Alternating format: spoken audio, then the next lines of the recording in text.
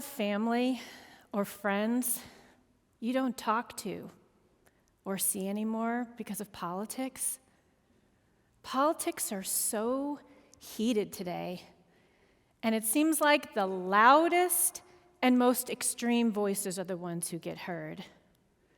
It feels uncomfortable.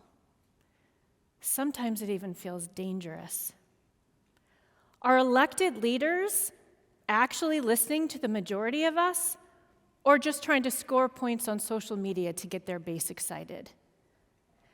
We are at a crisis point in our democracy, and I'm not using hyperbole.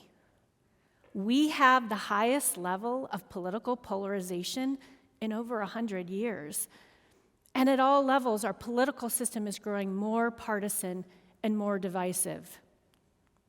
According to a recent study, Americans' feelings of animosity towards members of the opposing political party have increased, and increased faster over time than those of similar democracies. In fact, the United States experienced the largest increase in polarization among the 12 countries studied. Using data from public opinion surveys, the study rated attitudes on a 100-point scale, where 0 represented no negative feelings towards other parties. Back in 1978, the average American rated members of their own party 27 points higher than members of the other major party. But by 2020, Americans were rating members of their own party 56 points higher. In other words, negative feelings towards members of the opposing political party had increased by over 100%. The United States is exceptional in its level of divisiveness. Our polarization reached violent extremes on January 6, 2021, when Americans couldn't even agree on the outcome of an election. Our hyper-partisanship is fueling extremism and misinformation. We can't even agree on basic facts. The violence showed the fragility of our political institutions live on television. Americans know this is a problem. In a recent NBC News poll, voters cited threats to democracy as the top issue facing the country. Because we're seeing this divisiveness play out just about everywhere, on TV, on social media, at community meetings, and even in our own families. Campaigns are so negative, and candidates are so focused on trashing their opponents that they don't actually focus on the issues that we care about. The only question is, whose team are you on? And yet, we need these folks to work together. We have things we need our elected officials to do, but they are so fixated on denying wins to the other side that we have gridlock, and pressing needs are not being met. For the past 6 years in a row, The Economist has labeled the United States a, quote, flawed democracy, and named polarization as its biggest threat. So what do we do? How do we fix our democracy so that it works better for all of us? How do we make sure all our voices are heard without dividing us? There is a solution. There is a reform that can change the incentives in our whole political system by changing the way we vote. It's called ranked choice voting, otherwise known as instant runoff voting. Instead of voting for just one candidate, you rank the candidates in order of preference: first choice, second choice, and so on. If one candidate reaches a majority of first choice votes, that candidate wins, just like they do today.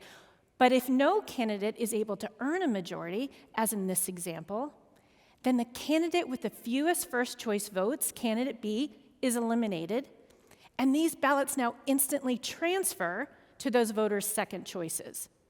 Here, 17% of B voters chose candidate A as their second choice, while 6% chose candidate C. This process continues until one candidate reaches a majority and wins. Here, with second choice votes from candidate B, candidate A wins with 57% of the vote. It's like a runoff, but it happens in one cost-effective election when turnout is higher and more representative of the community. And this means that the winner is actually supported by a majority of the voters. That's what we should expect from our democracy. Under our current plurality system, the candidate with the most votes wins, whoever's first past the post, even if they haven't earned a majority. We've gotten used to this idea that somehow it's okay to win an election with just 30 or 40% of the vote, even when 60% of voters might have preferred someone else. It allows an extreme candidate with a committed base to win a multi-candidate race. And we are seeing more races with multiple candidates. We can do better. And when new parties under our current system try to run and offer fresh new ideas, people say to them, "Don't run. You're going to be a spoiler. You're going to take votes away from my candidate." We have seen this spoiler or vote splitting effect across the country. In some cases, including here in Minnesota, we've even seen fake candidates running specifically to draw votes away from another candidate.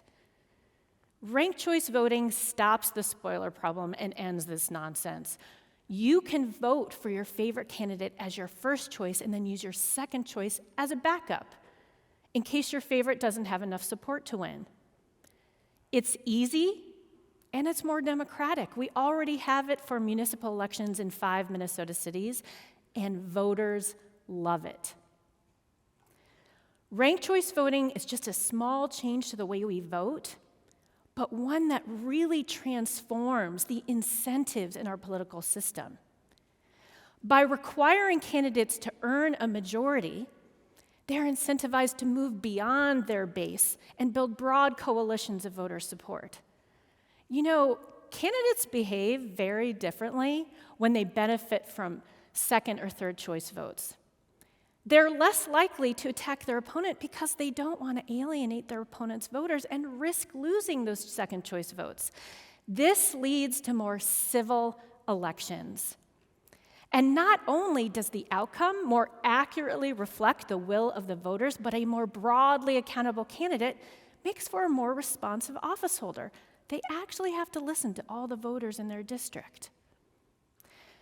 And they're incentivized to reach across political lines, build consensus, and actually get things done. If you have an issue that you really care about, ranked choice voting can help break through the gridlock and move it forward. And it gives more choice and more power to voters. You can vote for your favorite candidate, even if you're worried they might not win, and without worrying that you're helping the candidate you like the least. No more spoilers, no more wasted votes. Ranked choice voting is nonpartisan. It doesn't give an advantage to any party. It simply guarantees that the winner is supported by a majority of voters. And it can help break through barriers, allowing more diverse candidates and political perspectives to run and be represented. And we need more voices in competition in our political system. When the American Academy of Arts and Sciences brought together national experts from across the country to examine ways to improve and strengthen our democracy, they cited ranked choice voting as one of their top recommendations.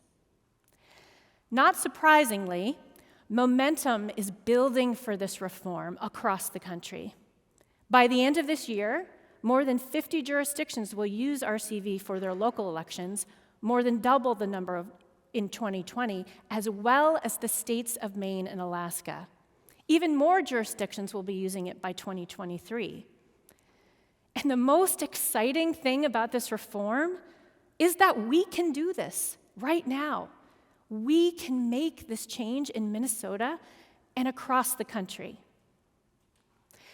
As you can tell, I am very enthusiastic about ranked choice voting. In fact, My teenagers might tell you that I talk about it too much, but I talk about it because it's transformative. I talk about it because we can do this right now. And I talk about it because our democracy is at stake. Allowing voters to rank candidates on the ballot is a simple change to the way we vote, but one that has the power to transform our democracy for the better.